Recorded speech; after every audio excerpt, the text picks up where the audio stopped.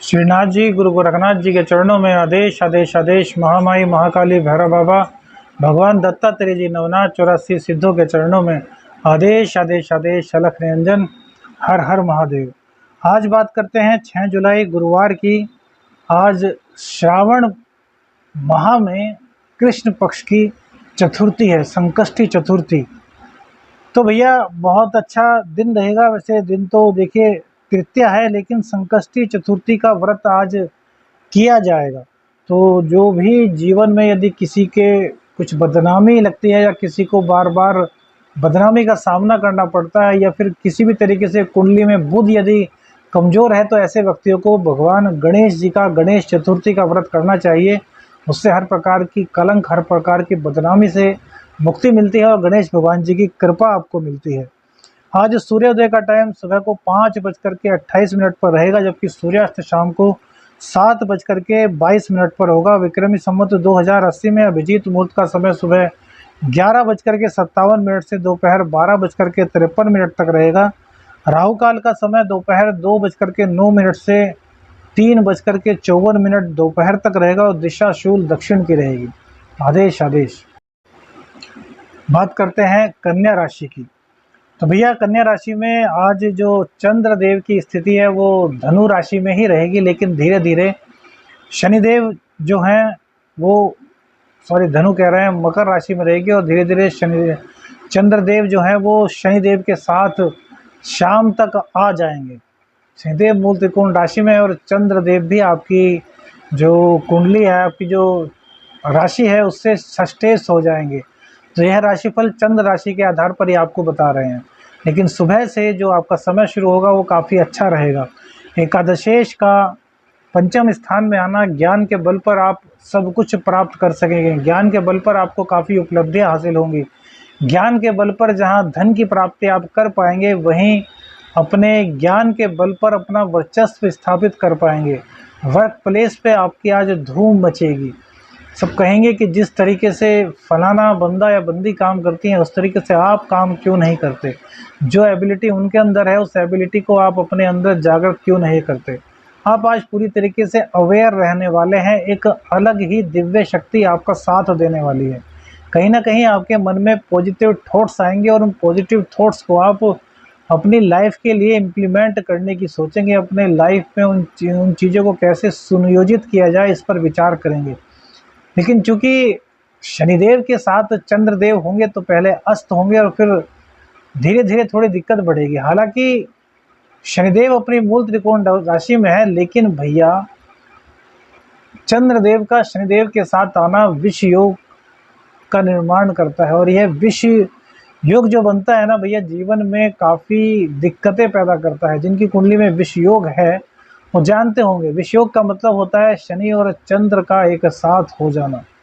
लेकिन यहाँ पर सबसे खास बात यह है कि शनिदेव वक्री अवस्था में है और वक्री अवस्था में शनिदेव ज़्यादा बुरा नहीं करेंगे। क्यों? क्योंकि इस टाइम वक्री अवस्था में वो कई घरों का फल दे रहे हैं, अर्थात 5वें का फल भी वो दे रहे हैं और 7वें का फल भी वो दे रहे हैं और 6ठे में तो वो विराजमान है ही। इसलिए ज़्यादा घबराने की आवश्यकता नहीं। हाँ, इतना है कि कॉम्पिटिटर्स आपके सामने आकर खड़े हो सकते हैं, कर तो कुछ नहीं पाएंगे। आज कोई रोग आपको हो सकता है, हालांकि रोग से घबराने की आवश्यकता नहीं है, लेकिन फिर भी कहीं ना कहीं रोग आपके जीवन को कहीं ना कहीं प्रभावित करेगा। और जो ऋण लिया है, ऋण को लेकर के आप सोच में पड़ सकते हैं या मानसिक टेंशन में आज आप रह सकते हैं। तो भैया दिन की शुरुआत को ही कुछ ऐसा किया जाए कि चंद्रदेव जब शनिदेव के घर में जाएं तो पीड़ित ही ना हो। अब चंद्रदेव की मजबूती के लिए सबसे पहले तो हमने बताया है कि शिव तांडव स्तोत्र का पाठ कीजिए।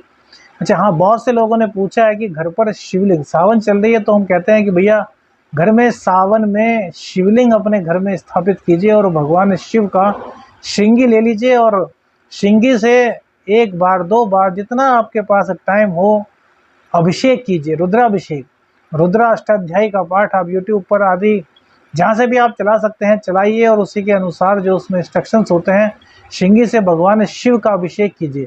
बहुत से लोगों के मन में कन्फ्यूजन है कि कौन सा शिवलिंग घर पर रखें। तो देखिए भैया, अगर नियम से देखा जाए जो कि हमारे परंपरा में चलता है उसके अनुसार पारद जो शिवलिंग होता है, पारे का बना हुआ जो शिवलिंग होता है वो भी ओरिजिनल, जो भैया बाजार में मिलते हैं ना, वो पता नहीं कैसे होते हैं, कोई प्लास्टिक को पारद बनाकर बेचता है, कोई कुछ। खैर उस बारे में नहीं जाना चाहेंगे, लेकिन वो आपकी सूझबूझ है। आप सब लोग बहुत प्रतिभाशाली हैं, अपने आप सब चीज़ों को पता लगा लेंगे। तो पारद शिवलिंग को आप रखें। अब बहुत से लोग कह रहे हैं गुरुजी घर में रख कर के कैसे अभिषेक करें, तो भैया इसका सबसे अच्छा साधन है, देखिए हम भी खुद अपने घर में करते हैं। जो हमारे छोटी सी कुटिया है, हम भी आप लोगों की तरह भैया गरीब व्यक्ति हैं, कोई अमीर नहीं, कोई धन्ना सेठ नहीं, कोई हमारे बहुत बड़े घर के मकान नहीं, बहुत छोटे से कमरे में गुजारा करते हैं।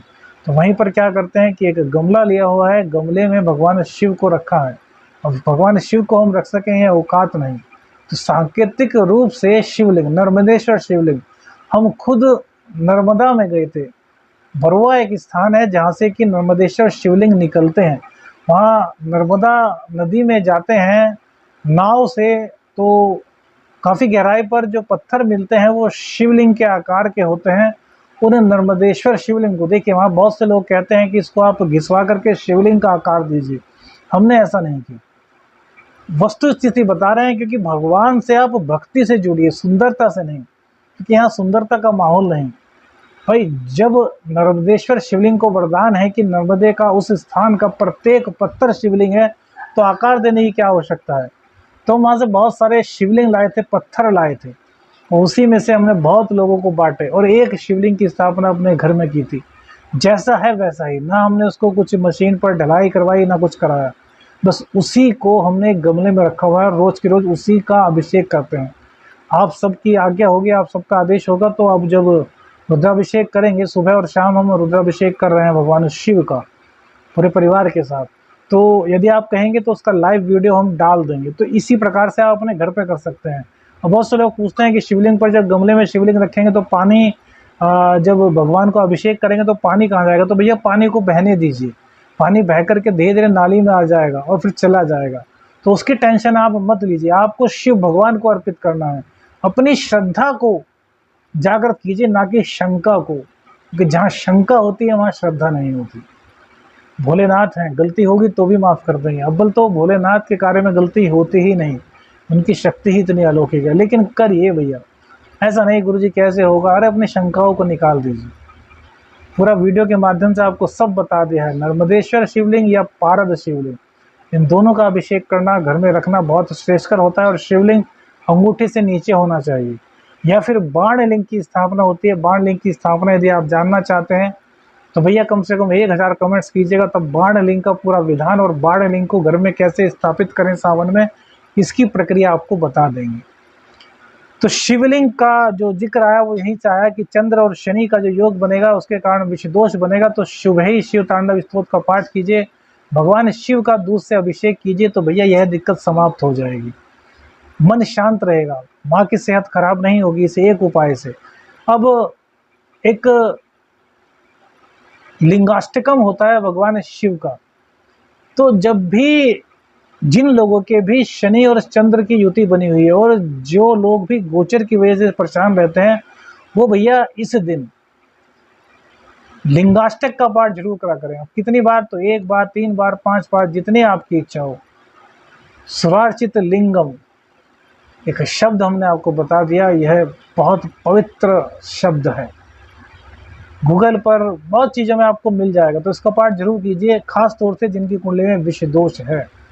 विषदोष को समाप्त करने का ये बहुत सरल और बहुत प्रभावशाली उपाय है।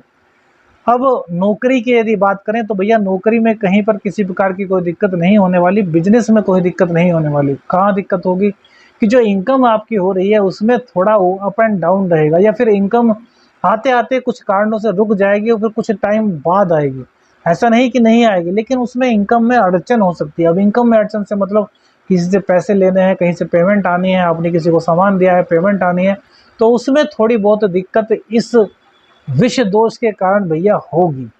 शनिदेव हालांकि आपका पूरा सपोर्ट करेंगे, लेकिन शनिदेव का स्वभाव जो है उसको कोई नहीं बदल सकता। जो चंद्रदेव का प्रभाव है उसको कोई नहीं बदल सकता। तो विष दोष का कहीं ना कहीं तो भैया असर पड़ेगा। अब शनिदेव चूंकि आपके 5वें घर के मालिक भी हैं, तो कहीं ना कहीं ज्ञान में आज कुछ आप कमी महसूस करेंगे। या फिर आप अपनी बात को दूसरे को उस तरीके से समझा नहीं पाएंगे जितने प्रभावशाली तरीके से समझाने के लिए आप एलिजिबल हैं, आप योग्य हैं। कहीं ना कहीं कुछ दिक्कत आपको दिखाई देगी खुद में ही, और ये आप फील भी करेंगे कि यार मैं उनको यह कह सकता था तो वो शायद मेरी बात को बहुत अच्छी तरीके से सुनते। आप सब कुछ जानते हैं, लेकिन भैया यह दोष बनेगा तो इसके कारण कहीं ना कहीं दिक्कत रहेगी। अब बहुत से लोग कमेंट्स करेंगे गुरुजी बुरा चीज़ क्यों बता रहे हैं, तो भैया हमारा उद्देश्य अच्छी चीज़ों को बताने के साथ साथ बुरी चीज़ों को बताना भी है, जिससे कि उन बुरी चीज़ों को आप संभाल सकें।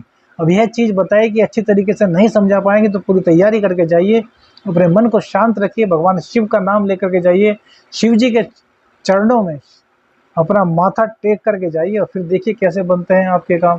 तो कहीं पर किसी प्रकार की कोई दिक्कत आपको नहीं होगी, सिर्फ और सिर्फ आपको अपने लिए रास्ते बनाने होंगे, भगवान शिव का नाम लेकर के जाना होगा। गवर्नमेंट जॉब प्राइवेट जॉब में दिक्कत नहीं है, विदेश से धन की प्राप्ति भी भैया हो रही है, कहीं पर किसी प्रकार की कोई दिक्कत नज़र नहीं आ रही, भाग्य का साथ पूरी तरीके से मिल रहा है। शुक्रदेव की स्थिति अति विशिष्ट कारक की होने के कारण थोड़ा खर्चा बढ़ेगा, लेकिन भैया इनकम तो होनी तय है।